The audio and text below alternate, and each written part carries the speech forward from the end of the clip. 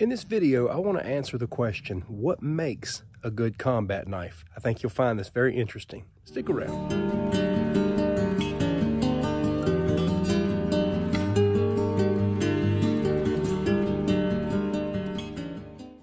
I hope you're doing well, my friend. Thanks for dropping by. I want to take a moment to thank all of my subscribers and welcome all the new visitors here to 411 Outdoors. I hope you find this content helpful and resourceful. One thing I want to say from the start is I know that this video is only going to be for those who have deemed a knife to be a viable self-defense option. I have ran into people from time to time who thought the idea of using a knife in self-defense or even combat was a preposterous idea.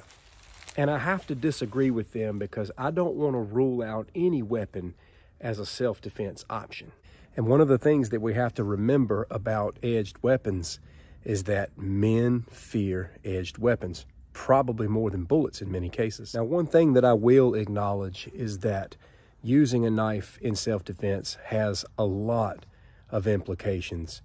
First and foremost, you never want to get into a knife fight because you're probably going to get cut and cut very badly. Something to always keep in mind is the danger of having your weapon possibly taken from you and used against you. Your best option of defending against a knife, if you can, is to just flat out get away. Run as fast as you can. And if you have to use a knife in self-defense, I hate to use this word, but that is a very up close and intimate way of defending yourself. It's not a pretty sight. It's going to mess with you psychologically the rest of your life. And the thought of using a knife in self-defense is obviously not something to be romanticized. It's something to be repulsed. But just know that there are scenarios where using a knife in self-defense may very well be needed. So before we talk about what kind of combat knife will be good, let's talk about real life examples of when a combat knife may even be needed. Scenario number one would obviously be in military battle, law enforcement, military, people that are just out there on the front lines of battle every day, special ops, the list goes on and on. Another scenario may be close quarter home defense. Sometimes the battle gets up close and personal, and a knife sometimes is the only option. There's also occurrences that can happen right out on the streets. I saw a video recently of a guy who had to defend himself against two guys that was trying to attack him and take his vehicle. Once he drew his knife, he was able to keep both of the guys at bay and get to safety. Thankfully, he didn't have to cut either of the men because the moment he drew his knife and started, pointing it toward them, they started backing up. They didn't want no part of him holding that blade. I personally carry a 9mm and a blade every day, everywhere I go, because if I'm in a situation where I'm out of bullets, I'll have to turn to my knife. There's also defense against wildlife. I heard a story a few months back about a man in Africa who was snatched up by a lioness, and she was just dragging him across the field. And he said while she was dragging him, he could hear the lioness just purring and just dragging him along. She was basically taking him home for dinner, and he was able to reach in, grab his knife, and slit the throat of the lioness. You may find yourself in a situation where you're in close quarters and pinned by an animal, and you'll find out in that kind of situation how valuable a good knife is. One more scenario where I believe a good combat knife would be needed is just in a post-apocalyptic, post-disaster type of society where people are running wild. So what makes a good combat knife? Well, let's establish this. Number one, something is better than nothing. Not all knives are built for combat, but even if it's not built for combat, you'll be thankful that you had it if you need it. There's a lot of bushcraft knives and folding knives that were not necessarily made for combat, but they can be used in combat. Number two, one that you can carry. You need to determine, what you can carry out there.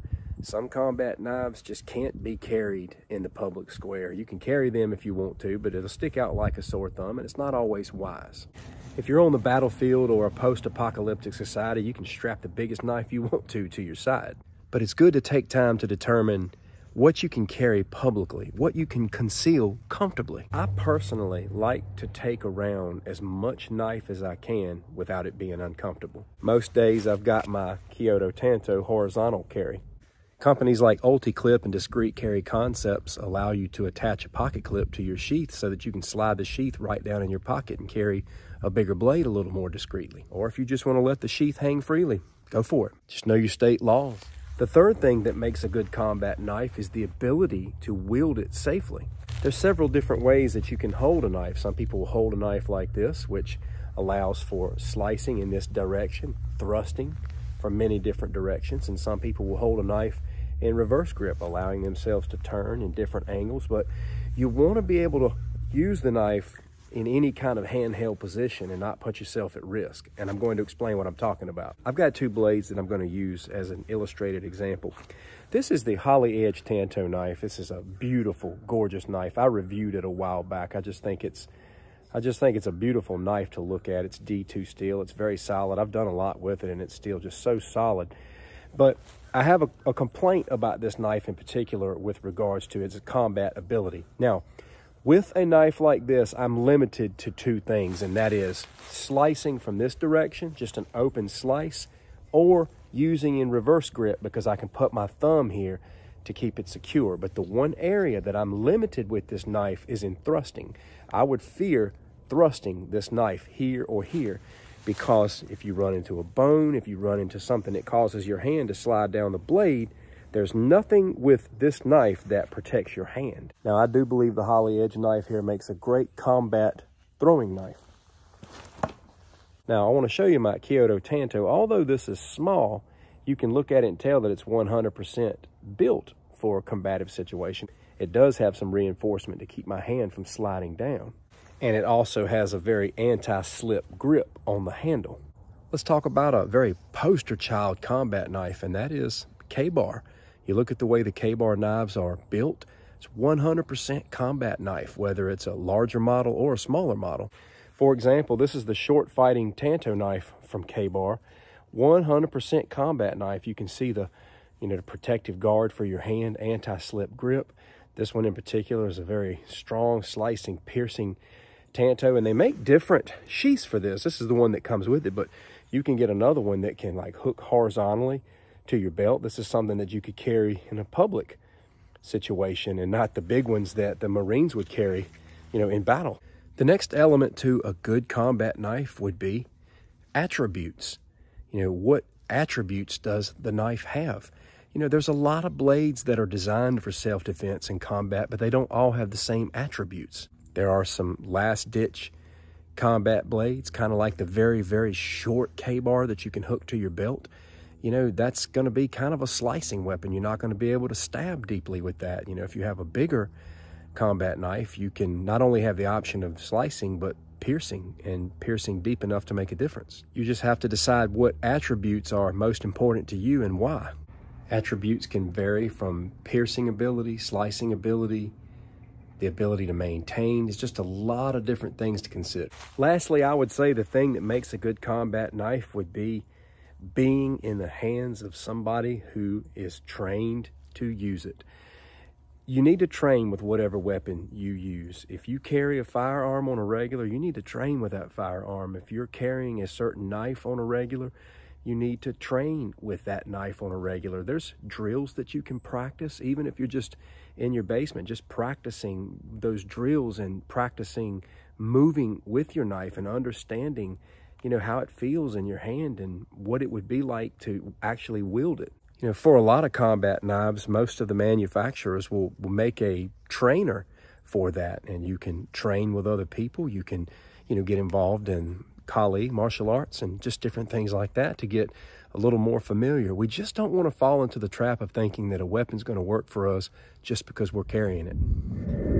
So I'll end the video by sharing with you some of my favorite combat knives, what I may carry depending upon where I'm at. I obviously will carry my Kyoto Tanto. I've got a Kanku C1149, which is a very good karambit knife. It's just comfortable to carry, but it's got a good sized blade on it. It's not too over curved. I will carry those a lot of times when I'm looking for something a little more compact. I'm not really a fan of folding knives. I know there's some great ones out there. Every now and then I'll have a folding knife just for utility purposes. Sometimes I prefer to carry something a little bigger, a little more serious, and I tend to gravitate toward combat knives that I can throw in my pocket through an Ulti-Clip or discreet carry concept clip, something like a Kobun Tanto, for example. If I'm in the woods, I may have a tracker knife or an SRK from Cold Steel.